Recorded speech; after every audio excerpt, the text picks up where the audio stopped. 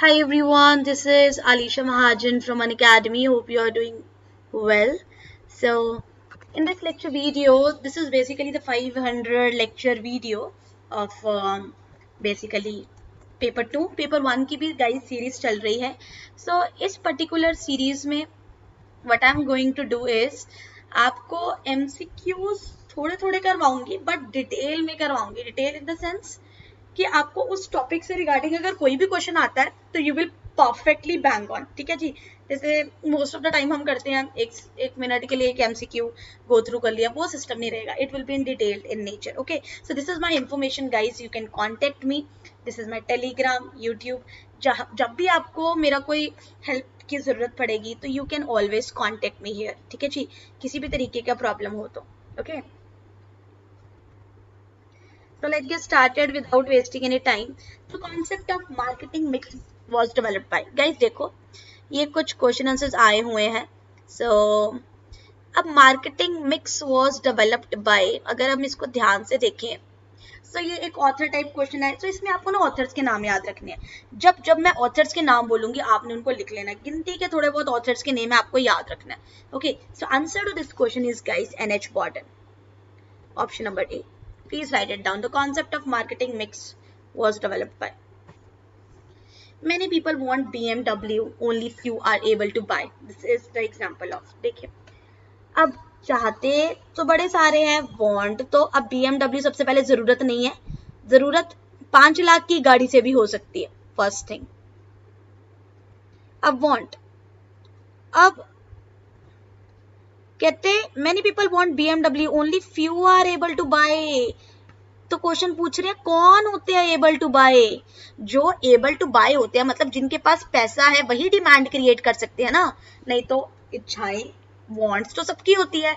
यार मेरे को ये चाहिए, यार मुझे शाहरुख खान से मिलना है, ये है, ये सारी वांट्स है. सो डिमांड कब होती है? इस कंटेक्स्ट में.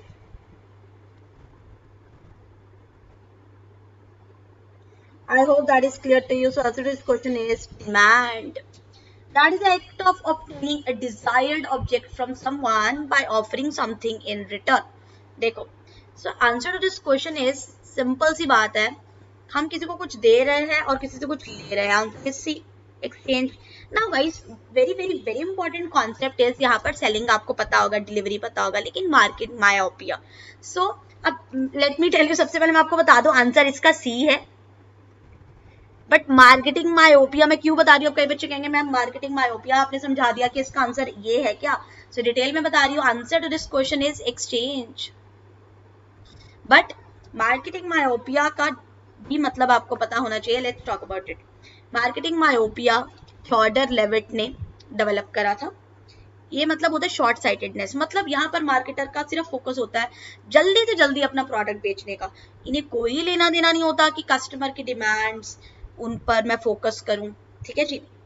सो marketing myopia is short sightedness. मतलब हमें पास का शॉर्ट टर्म गोल्स है हमारे. शॉर्ट टर्म हमने कस्टमर को प्रोडक्ट बेचना है. लॉन्ग टर्म कोई कस्टमर सेटिस्फेक्शन पर हमारा कोई ध्यान नहीं देता. Okay, I hope that is also clear to you. Now it's a combination of quality, service and price.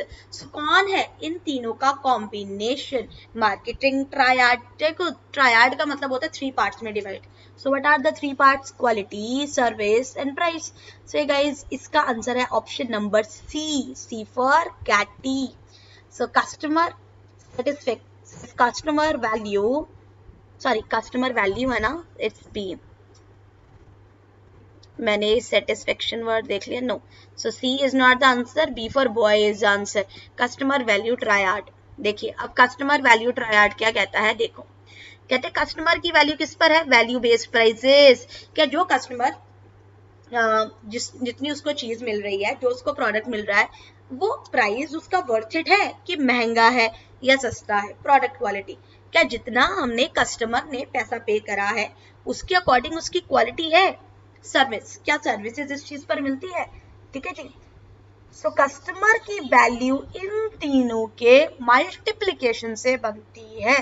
Okay, कहते जब ये तीनों चीजें होंगी, जब ये तीनों चीजें होगी तभी, और जब आपने कस्टमर ने जो एक्सपेक्ट किया था उससे भी उसको अच्छा मिलेगा तभी फायदा होगा. ओके, तो याद रखिए prices, quality and service is the answer. Now कहते हैं which model is highly firm centric where firms believe that competitive edge lies in the ability of innovation. Firm centric, अब इसका आंसर है A, that is conventional model. So guys basically दो तरीके के model होते हैं, कन्वेंशनल एंड एक contemporary. इसका आंसर है ऑप्शन नंबर ए, क्योंकि ऑब्वियसली फॉर्म सेंट्रिक है. फॉर्म सेंट्रिक क्यों है, let's talk about in detail. Conventional model, a model of value creation. So basically value creation से आपको पेपर में क्वेश्चन आंसर्स आ सकते हैं. A model of value creation process form centric. ठीक है जी, दैट इज कन्वेंशनल मतलब थोड़ा सा ट्रेडिशनल बेस्ड है. फिर form where the firm strongly believe in its competitive edge of ability to innovate. यहाँ पर फर्म क्या बिलीव करती है कि मैं इतना कॉम्पिटिटिव प्रोडक्ट बनाऊंगा, इतना इनोवेटिव प्रोडक्ट बनाऊंगा कि सब मुझे कम्पीट करना चाहेंगे. ओके यहाँ पर जो फर्म्स होती हैं वो इन्वेस्ट करती हैं साइजेबल रिसोर्सेज में. ओके बड़ी सारी रिसर्चेस करती है, बड़ी सारी डेवलपमेंट करती है. It relies heavy on competitive edge, मतलब जो कन्वेंशनल वाले हैं वो कॉम्पिटिशन पर बहुत, मतलब इट मींस ये वाला ऑप्शन अपने आप में है ही नहीं. ये कॉम्पिटिटिव एज किस पर है, कन्वेंशनल बेस्ड ऑप्शन में ही है. सो उन्होंने आपको मतलब इस क्वेश्चन में आपको गुमराह करने के लिए कॉम्पिटिटिव वर्ड लिखा है कि कॉम्पिटिटिव एज होगा, बच्चे कॉम्पिटिटिव ऑप्शन पर क्लिक कर देंगे, but no, conventional is competitive edge. Okay चलिए, so by using this ability firm design a new product or product range. इस तरीके से बड़े बड़े नए नए एट्रीब्यूट्स क्वालिटीज आती हैं. ठीक है जी. सो ये कहना चाहता है कि no competitor is having this attribute, मतलब हम इतने इनोवेटिव है, किसी ने ऐसा बनाया ही नहीं है. इसीलिए आप अच्छा से अच्छा प्रोडक्ट बनाते हो जो कॉम्पिटिटर के पास भी नहीं होता. लेकिन अगर हम कंटेम्परेरी वैल्यू सिस्टम के बारे में बात करेंगे, कस्टमर वैल्यू के बारे में बात करेंगे, अब यहाँ पर क्या है, कहते इसमें हमने फर्म सेंट्रिक नहीं है, कस्टमर सेंट्रिक है. कस्टमर को सोचना है प्रोडक्ट बनाते हुए. ठीक है जी. कहते हैं that is why mister C.K. Prahalad and Venkat Ramaswamy have argued that source of competitive advantage lies in involving customer in the value creation. कहते आपकी कस्टमर वैल्यू क्रिएशन तभी होगी जब आप कस्टमर को इन्वॉल्व कर रहे हो. उन्होंने क्या बोला, अब इनोवेट वाला कन्वेंशनल वाले बोलते थे आप नया अच्छा प्रोडक्ट लाओ, यूनिक प्रोडक्ट लाओ, चलेगा, बट कंटेम्परेरी वाले कहते हैं कि नहीं, अगर हम कस्टमर को लाएंगे तो चलेगा. सो यू कैन, अब इसके बारे में अगर आपने और पढ़ना है तो इंडियन मैनेजमेंट बुक पढ़ सकते हैं. ठीक है ना, इसके रिगार्डिंग. सो ये इसका मतलब है कि कस्टमर को उस प्रोसेस में लाए. ठीक है जी. सो कहते हैं इसलिए जो C.K. प्रहलाद और वेंकट रामस्वामी है, इन्होंने ये भी बोला है कि आपको कॉन्टिन्यूस डायलॉग मतलब बातचीत करनी चाहिए कस्टमर के साथ, इन्वॉल्वमेंट दिखानी चाहिए. और उसके लिए एक मॉडल भी है, ये आप पढ़ सकते हैं. उसका मतलब है dialogue access risk assessment transparency, जिसे बोलते हैं डार्ट, DART. रिस्क असेसमेंट को R बोला गया है और ट्रांसपेरेंसी. चलिए, अब कहते हैं marketing is an activity set of that processes for creating, communicating, delivering and dash that have values for customer, clients and partners and society. Very easy question. Answer to this question is option number C. Marketing is activity set of institution. बहुत सारे institution है जो क्या कर रहे हैं, exchange offer value for customer, मतलब इसके बदले क्या दे रहे हैं. So it's C, institution and exchanging. Dash involves purchase from various sources at one place, involve creation and maintenance of stock, goods purchase and dash involve transfer of ownership of the goods. अब देखिए इस question का answer. Assembling का मतलब है अलग अलग जगह से एक जगह पर लाना. असेंबलिंग इज अ प्रोसेस जहाँ से हम अलग अलग जगह से लाते हैं. और सेलिंग का क्या है, सेलिंग का मतलब होता है ट्रांसफर ऑफ ऑनरशिप. पता है ना आपको, सेलिंग से ऑनरशिप ट्रांसफर हो जाती है. प्रोडक्ट सेलर का नहीं रहता, बायर का हो जाता है. So option number B. Dash are the forms of human need take are shape by culture and individual personality. कौन सी ऐसी ह्यूमन नीड है जो कि हमारे कल्चर और पर्सनालिटी से डेवलप करता है. अब देखो, human need shape by culture, समझ रहे हो ना, दैट इज सोसाइटी नीड. हमारी सोसाइटी का कल्चर क्या है, individual personality. So that is want for specific product backed on the ability to pay. So when it comes to ability, so it is always demand. You have ability, आपके पास पैसे हैं. समझ गए? Option number A. The following is not a type of marketing concept. So देखते हैं. Production concept तो ma'am है. Production concept कहता है जो भी बनाओगे वो बिकेगा ही बिकेगा, क्योंकि पहले कंपटीशन नहीं होता था. सेलिंग कॉन्सेप्ट कहता है सेल्स पर्सन अपॉइंट करो और उन्हें कन्विंस करने के लिए बनाओ. सोसाइटल मार्केटिंग कॉन्सेप्ट, सोसाइटी का ध्यान रखो, एनवायरमेंट को हार्म मत करो. सप्लायर कॉन्सेप्ट इसका मतलब नहीं है. ऑड वन आउट पूछा है, option number D. Okay, Dash is the father of modern marketing. Everybody knows Philip Kotler is the father of modern marketing.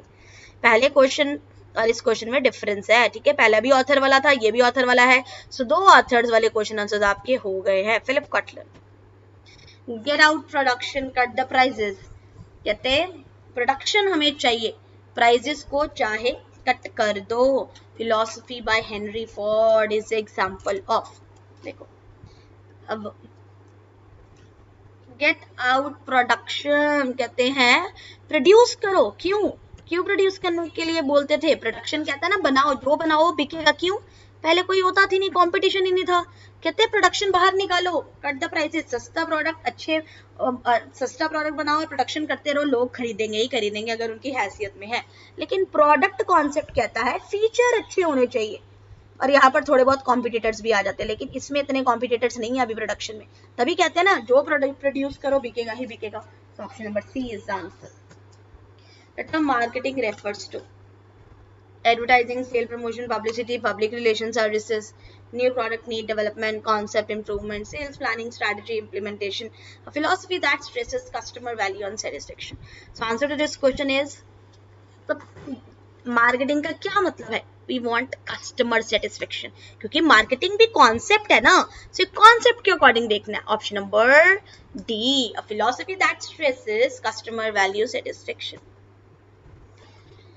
That define all psychological, social, physical behavior of potential customer as they become aware of, evaluate, purchase, consume and tell other about the product and services.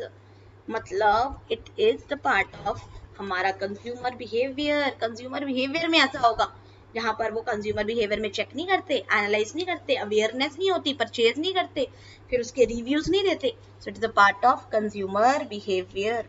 Okay, last question for this particular video. Marketing is a process which aims at none other than it is satisfaction of customer needs. Okay, I hope that is clear to you. So let's end this session here. Okay, and basically कल मिलेंगे आपसे another classes में. So see you there guys. Thank you so much everyone. Take care and bye bye.